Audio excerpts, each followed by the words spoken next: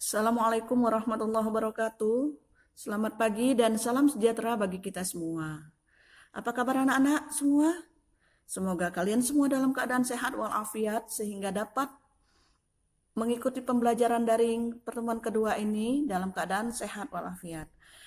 Anak-anakku semua, pada pertemuan terdahulu kita membahas mengenai teks laporan percobaan, yaitu mengenai pengertian, ciri, fungsi, tujuan, dan struktur teks laporan percobaan. Nah, pada pertemuan kali ini kita masih membahas mengenai teks laporan percobaan. Namun, yang akan kita bahas pada pertemuan ini adalah struktur teks laporan percobaan dan pemahaman unsur kebahasaan teks laporan percobaan. Perhatikan struktur dan kebahasaan teks laporan percobaan. Struktur di dalam teks laporan percobaan terdiri dari beberapa bagian yang meliputi 1. Tujuan, alat, dan bahan. Nah, di dalam teks laporan percobaan, tujuan, alat, dan bahan ini adalah latar belakang dari suatu jenis percobaan yang akan dilakukan. Yang kedua, ada yang namanya langkah-langkah. Langkah-langkah inilah yang menjadi sebuah metode yang dilakukan untuk membuat percobaan. Yang ketiga adalah hasil. Nah, hasil merupakan sesuatu yang diperoleh dari percobaan tersebut. Dan yang keempat adalah simpulan. Simpulan merupakan pendapat akhir yang berasal dari hasil percobaan. Nah, pada pertemuan ini yang akan kita bahas yaitu unsur atau ciri kebahasaan teks laporan percobaan. Unsur atau ciri kebahasaan teks laporan percobaan itu terdiri dari yang pertama, menggunakan kaidah bahasa Indonesia baku. Yang kedua, menggunakan kalimat kompleks atau kalimat majemuk dan juga menggunakan kalimat simpleks atau kalimat tunggal. Yang ketiga, menggunakan kalimat aktif. Kalimat aktif ini bertujuan untuk menggambarkan proses dan aksi yang kita lakukan pada saat melaporkan percobaan. Yang keempat, menggunakan kata tugas atau konjungsi atau yang disebut dengan kata sambung dan kata penghubung. Kelima, menggunakan kata rujukan atau jenis kata yang merujuk pada suatu kata, frasa, klausa, atau pada kalimat sebelumnya. 6. Menggunakan istilah teknis atau yang disebut dengan kata di bidang ilmu pengetahuan tertentu. 7. Menggunakan kalimat perintah untuk menjelaskan suatu cara atau langkah. Dan yang terakhir, menggunakan kata bilangan. Pada pertemuan kali ini, Ibu akan membahas 3 ciri kebahasaan dari teks laporan percobaan, yakni menggunakan kata baku, kemudian menggunakan kalimat kompleks dan kalimat simpleks. Yang ketiga adalah menggunakan kalimat aktif. Ciri kebahasaan yang pertama yaitu menggunakan kaidah bahasa Indonesia baku. Kalimat baku adalah sebuah kalimat yang ditulis sesuai dengan kaidah bahasa Indonesia yang sudah ditetapkan dan dapat digunakan untuk menyampaikan informasi secara tepat. Nah, untuk dapat mengetahui kalimat baku atau tidak baku, sebaiknya kalian berpedoman pada PUEB, yaitu Pedoman Umum Ejaan Bahasa Indonesia yang disempurnakan. Untuk dapat membedakannya dengan kalimat lainnya, kalimat baku memiliki beberapa ciri, yaitu sebagai berikut. Pertama, kalimat ini ditandai dengan menggunakan tanda baca yang benar. Kedua, memakai ejaan yang baik dan juga benar. 3. Adanya penggunaan struktur yang kalimat dan bahasanya benar. 4. Penggunaan huruf kapital yang sesuai dan benar. Nah, penggunaan huruf kapital yang sesuai dan benar itu terdapat dalam penjelasan di Pedoman Umum Ejaan Bahasa Indonesia. Lalu, dapat menyatakan gagasan dengan baik dan jelas atau tidak ambigu. Tidak ambigu artinya tidak menimbulkan multi makna atau makna yang mengambang. Berikutnya, mempunyai kesatuan yang baik antara gagasan dengan struktur. Dan yang terakhir, ciri kalimat baku adalah di dalam kalimat ambigu terdapat struktur yang paralel. Berikut perhatikan contoh penggunaan kata atau kalimat baku dan tidak baku. Lihat di sini. Contohnya, kenapa kita lakukan percobaan ini? Kata kenapa kita lakukan percobaan ini itu tidak baku. Karena kata kenapa dan kata lakukan, kata kenapa itu harusnya mengapa. Lakukan harusnya bukan dalam kalimat tanya, tetapi harus berada dalam kalimat perintah. Maka untuk menggunakannya dalam kalimat tanya, kita harus membuatnya menjadi kalimat yang baku, yaitu kenapa diganti dengan mengapa. Lakukan menjadi melakukan. Berarti bunyi kalimat yang bakunya adalah mengapa kita melakukan percobaan ini. Ini berhubungan erat, jadi kalimat tanya dengan kalimat perintah. Perhatikan kalimat berikut ini. Bikinlah sesederhana mungkin. Kata bikinlah itu tidak baku. Yang bakunya adalah buatlah. Karena katanya ini mendapat partikel lah, maka seharusnya kalimat ini adalah kalimat perintah.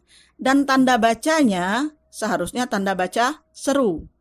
Jadi pada kalimat bikinlah sesederhana mungkin, titik. Titik hanya digunakan sebagai kalimat berita, bukan kalimat perintah. Sedangkan di dalamnya ada partikel lah. Jadi buatlah sesederhana mungkin, tanda seru. Ini yang bakunya. Itu apabila kita gunakan dalam kalimat. Nah, berikut adalah contoh kata tidak baku. Misalnya kata legalisir. Sering kita mendengarkan menggunakan kata legalisir. Padahal kata itu tidak baku. Yang bakunya adalah legalisasi. Jadi kita melegalisir tidak baku, yang bakunya melegalisasi. Misalnya kita buat kalimat, saya akan melegalisasi ijazah saya. Ya. Jadi bukan melegalisir. Terus kata himbau. Kata himbau tidak baku. Yang bakunya adalah imbau tanpa menggunakan H. Lalu analisa. Analisa itu tidak baku. Yang bakunya adalah analisis. Hipotesa itu tidak baku. Yang bakunya adalah hipotesis. Nah, ini sangat penting dalam penulisan teks laporan percobaan. Jadi, kita dalam membuat teks laporan percobaan, kita harus menggunakan ciri kebahasaan yang sesuai dengan kaidah kebahasaan teks laporan percobaan, yakni menggunakan kalimat baku. Yang kedua, ciri kebahasannya adalah menggunakan kalimat kompleks atau kalimat majemuk dan kalimat simpleks atau kalimat tunggal. Kalimat kompleks atau kalimat majemuk merupakan kalimat yang memiliki dua pola atau dua jabatan kalimat atau lebih dalam satu kalimat. Artinya, satu kalimat itu memiliki minimal dua pola atau dua jabatan kalimat. Pola atau jabatan kalimat itu adalah ada yang namanya subjek, predikat, objek, dan keterangan. Ini yang disebut dengan pola atau jabatan kalimat. Jadi kalimat kompleks atau kalimat majemuk itu terbagi menjadi dua macam, yaitu kalimat majemuk setara dan kalimat majemuk bertingkat. Disebut setara apabila pola kalimat pertama dan pola kalimat kedua sama atau sederajat. Contohnya, kelelawar, subjek merupakan predikat mamalia. Pola kalimat pertama. Pola kalimat keduanya, kelelawar, subjek, tampangnya, predikat mirip tikus, keterangan. Nah, pola kalimat pertama dengan pola kalimat kedua itu sama. Subjek, predikat, keterangan. Dan subjek, predikat, keterangan. Apabila mendapatkan kalimat yang polanya sama antara pola kalimat yang pertama dengan keduanya sama, berarti disebut kalimat majemuk setara. Atau kita sebut klausa pertama dengan klausa keduanya, jabatan atau pola kalimatnya sama. Karena itu dia disebut kalimat majemuk setara atau kalimat kompleks setara.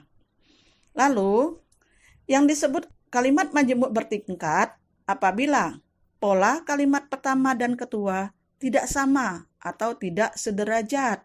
Contohnya, paus biru dapat mencapai berat paus biru, subjek, dapat mencapai predikat, berat, objek, 100 ton, keterangan. Dan itu adalah konjungsinya kata penghubung untuk menghubungkan antara klausa pertama dan kedua. Merupakan predikat paus terbesar, keterangan. Nah, klausa pertama berbunyi, paus biru dapat mencapai berat 100 ton. Dengan pola atau jabatan kalimatnya, subjek, predikat, objek, keterangan. Lalu klausa keduanya berbunyi merupakan paus terbesar dengan pola atau jabatan kalimatnya predikat, keterangan.